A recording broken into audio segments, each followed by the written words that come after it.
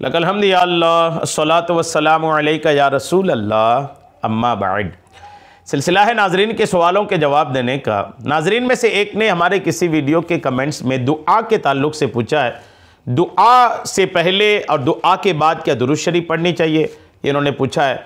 फिर ये कि दुरूद शरीफ पढ़ें तो कोई छोटी दुरूद इन्होंने पूछा है कि वो बता दें, और साथ में ये भी इन्होंने पूछा है कि दुरूद शरीफ जब पढ़ेंगे तो क्या इतनी ज़ोर से पढ़ना काफ़ी है कि खुद सुन सकें या बुलंद आवाज़ से पढ़ना पड़ेगा, ये भी इन्होंने पूछा है, कितनी ज़ोर से पढ़ना है।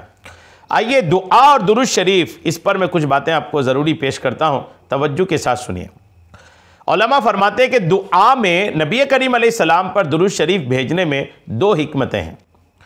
एक तो ये कि दुरूद शरीफ खुद एक दुआ है, और ये दुआ ऐसी है जिसकी कबूलियत में ज़र्रा बराबर भी शक की गुंजाइश नहीं है, क्योंकि अल्लाह तबारक व तआला ने कुरान मजीद में खुद इसकी खबर दी है और हमें भी दुरूद भेजने का हुक्म दिया है। लिहाजा मालूम हुआ कि दुरूद शरीफ ऐसी दुआ है जिसकी कबूलियत में ज़र्रा बराबर भी शक नहीं है। अब जब बंदा अपनी हाजत मांगता है तो उसके लिए मुस्तहब यह है कि वो दुरूद शरीफ पढ़कर अपनी हाजत की दुआ मांगे, या दुआ के फ़ौरन बाद दुरूद शरीफ पढ़े।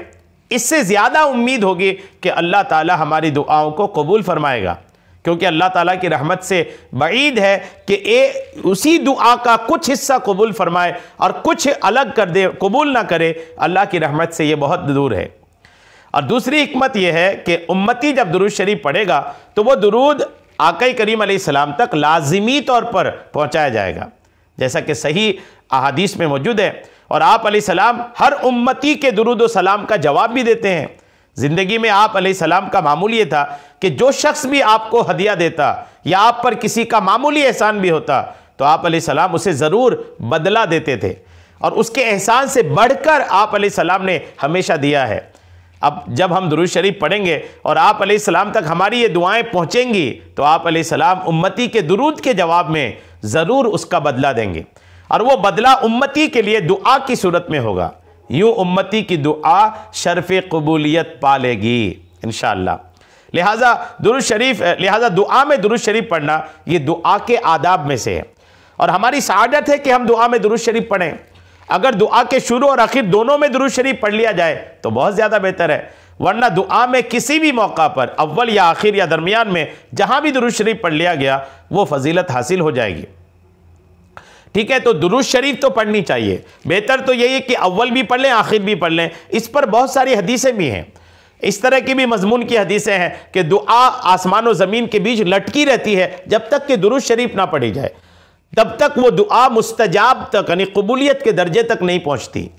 इस तरह की रिवायात भी हैं, तो दुरूद शरीफ पढ़ना है। अब याद रखिएगा कि अब इस पर दुआ का आदाब भी इन्होंने साथ में पूछा है, तो दुआ के आदाब में याद रखिएगा कि दुआ के आदाब में यह है कि आप जब भी दुआ के लिए उठें ना, दुआ के लिए हाथ उठाएं, तो सबसे पहले दुआ में सबसे पहले अल्लाह तबारक व तआला की हम्द बयान करें, रब की तारीफ़ बयान करें।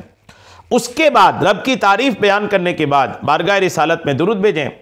फिर हुजूर के आल पर, असहाब पर भी दुरूद भेजकर अब अपनी दुआ मांगें।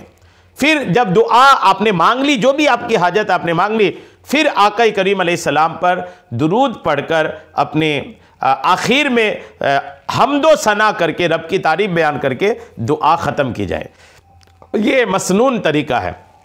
अब आपने पूछा कि कोई छोटी दुरूद शरीफ, तो सल्लल्लाहु तआला अलैहि वसल्लम ये भी दुरूद शरीफ है। सल्लल्लाहु तआला अला मुहम्मद ये भी दुरूद शरीफ है। अस्सलातु वस्सलामु अलैका या रसूल अल्लाह ये भी दुरूद शरीफ है।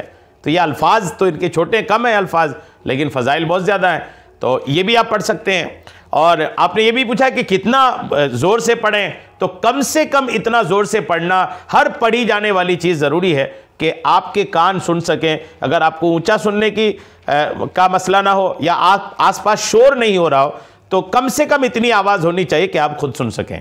इसका ख्याल रखिएगा। तो उम्मीद है बात आपको समझ में आ गई होगी। अल्लाह करीम हम सबको शरीअत के तमाम मसाइल सीखने, समझने और उस पर अमल की तौफीक अता फ़रमाए। आमीन। बेजाहिन नबील अमीन सल्लल्लाहु तआला अलैहि वसल्लम।